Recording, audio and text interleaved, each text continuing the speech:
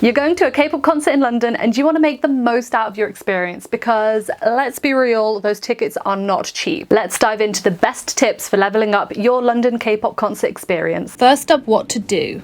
Number 1, fan events. Without a doubt, one of the best things to do around a K-pop concert is go to a fan-held event like a cup sleeve event. A cup sleeve event is usually organised by a fan site from the city or country of the concert that you're attending, and it's usually held in a bubble tea shop or a cafe. At a cup sleeve event, you basically turn up to the cafe, get a drink, get a special cup sleeve. There might even be freebies, and you just soak up the vibes of being around fellow fans and getting excited for the concert. You can socialise, which is super fun even if you're going on your own. I know how anxious that can be, but the thing is, everyone there is fans of the same group. You're all there with a really common purpose, so it's actually really easy and fun to chat to people, and you can even find concert buddies, so highly recommend. Cup sleeves and other fan events are usually held around or on the concert day itself. You typically have to pay a small entry fee just to help with the fan sites covering the cost, and you might have to book a time slot as well. You can find these events on any social media site by searching for information on the concert or by following and keeping up with the local fan sites,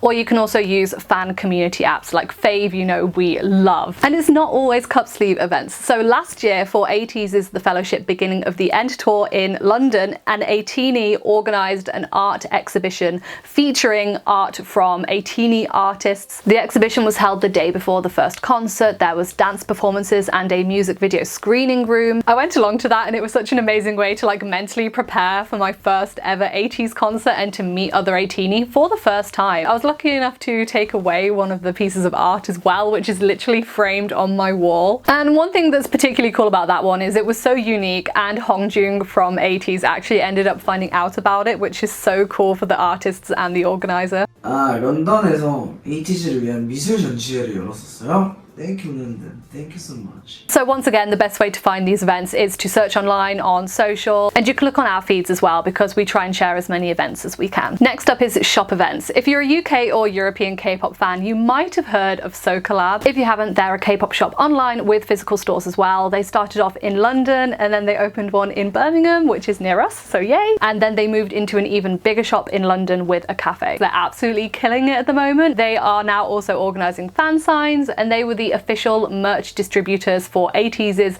last Europe tour, which they organised pop-ups for. Love it. Go Team Socolab. They also have a cafe. Their cafe, which is called Borobori Cafe in London, often does special drinks around K-pop concerts. When NCT Dream came a few months ago, they had a Candy Dream drink. For ATEEZ's tour, they had Mocha Hourglass and Red Anarchy. For Blackpink, they had Pink Crush and Strawberry Delight. I love a themed drink so much. I don't know why, it brings me so much joy. For any news on those special drinks, just keep an eye on the Socolab or the Borobori Cafe socials. Another store to look out for is Nature Republic. They had an NCT 127 photo card event running at the same time that NCT Dream was coming for their concert. So if an artist that Nature Republic works with is coming to the UK, then I'd keep an eye on their socials. And any and all events going on, anything we see, we will share on our socials. Next up is the Hallyu The Korean Wave exhibition. If you haven't been to the Hallyu The Korean Wave exhibition at the London's V&A yet, I really recommend that you do. It's a temporary exhibition on, you guessed it, Hallyu, so they have sections on K-fashion, K-dramas and movies, and of course K-pop. There are loads of K-pop artists represented in the exhibition, but we especially recommend it if you're an ATEEZ or aespa fan because they have outfits from their music videos right in the center of the K-pop room. It is so cool. In fact, ATEEZ actually went there the other month when they were here for their tour. You do have to hurry though because the exhibition is closing on the 24th of June, so you don't have very long at all. It's less than a month, so if you haven't been, please highly recommend. It's a paid exhibition. Tickets are £20, but it's definitely worth it for K-pop fans, and while you're there you can also go to other parts of the V&A which are free to go around. If you're a fan of fashion or design and art, really recommend it. It is my favourite museum in the UK actually. Another brilliant idea, karaoke. If you're going to a K-pop concert with a group of friends and you're not worried about queuing, then I highly recommend going to a karaoke room before the concert and screaming your lungs out. It might sound counterproductive, but it gets you so hyped for the concert. Especially if you're going to a K-pop concert at the O2. There's a place called Boom Battle Bar and they have karaoke rooms there. We went there before the Blackpink concert, literally just the two of us, and because they had Blackpink songs on the karaoke machine, we had the best time just belting out like the whole set list, and it got us so perfectly in the mood, raring to go. So Boom Battle Bar at the O2, highly recommend. K-pop club nights. There are now some amazing K-pop club nights in London, and again, especially around K-pop concerts, they sometimes have special events on. So if you're the sort of person that knows you usually have tons of energy after the K-pop concert, I can't say I relate. You're more likely to find me in Mackey's with a quarter pounder, but each to their own. You can find some amazing club nights on social just by, again, searching for information on the concert, and anything that we can share, we will. Those are my top ideas for K-poppy things to do in London when you're in town for a concert, but I'm always looking for new ideas, so if you have any, please share them in the comments. Next up, where to eat. K-pop concerts are always such a special treat, and there's no better way to add to that than with some Korean food.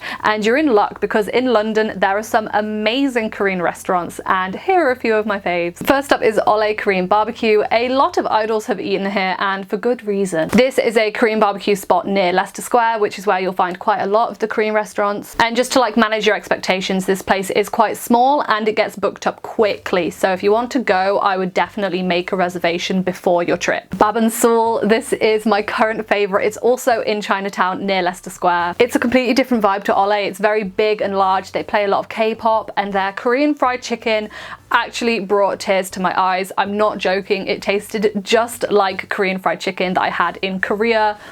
Divine. And we also find that it's a lot easier to get space in here because it's just so large, so it's definitely one to remember. Korean Dinner Party, this is a different one over near Carnaby Street, which is near Oxford Street. It's in Kingley Court on the top level. Korean Dinner Party is inspired by LA's Koreatown, so they describe their dishes as East meets West. There's some amazing cocktails and they have some really nice vegan and vegetarian options as well. Those are some of my favorites, but there are so many Korean restaurants in London, so which is your favorite? Next up, where to stay. If there is one thing that stresses out a K-pop fan, it's finding a hotel.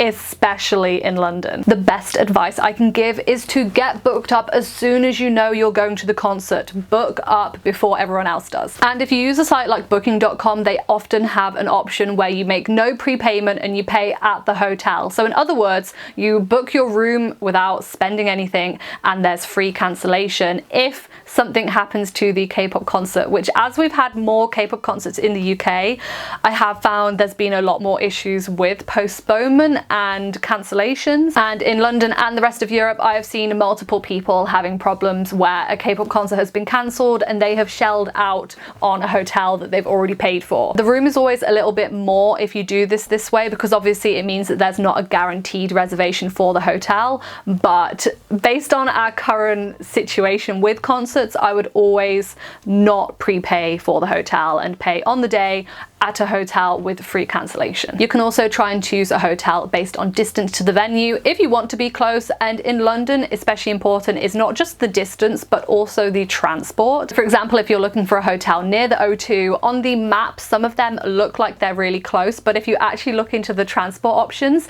it is a long tube journey with multiple changes, and no one wants that after the concert. If you want to be near, I would always go on Google Maps and look at the journey, see how long it takes, and if you're happy with that. If you're looking for a hotel room in London that doesn't feel like you're living in a horror movie, then I'd say you're looking at a minimum of £100 a night if you're really lucky, and between 200 and 300 if you're in peak tourist season, which apparently is like 95% of the year in London, so yay. In terms of the cost, I'm afraid I don't have great answers for you unless you are sharing with people, if you're booking early, if you maybe book further out and you don't mind the traveling back, or if you're happy to go to a hostel. Unfortunately, it is just something you have to factor in if you're going to a K-pop concert in London. If you live far away enough that you can't travel back after the concert, like me, I physically cannot get any sort of transport back in time to get home, so I have to book a hotel. So trust me, me, I understand your pain. And I'd say after the concert ticket, or potentially even before you get that, the most important thing to look at is the accommodation. That is the most important thing to organize. So if you're making a checklist of things to sort out and working out if you actually can go to a concert,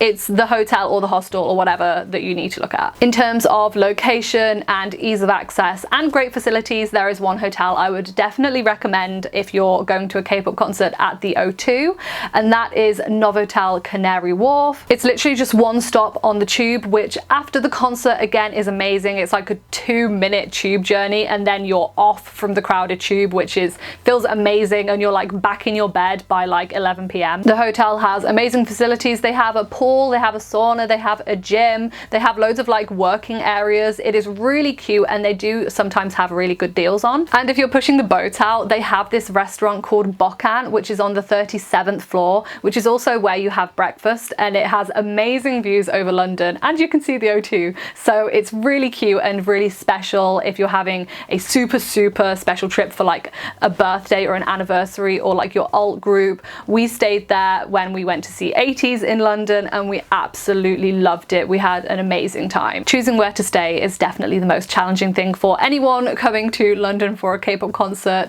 Let me know if you agree. If you want to find out what we got up to at our last K-pop concert in London, which was 80s, you can check it out here. I'll see you over there.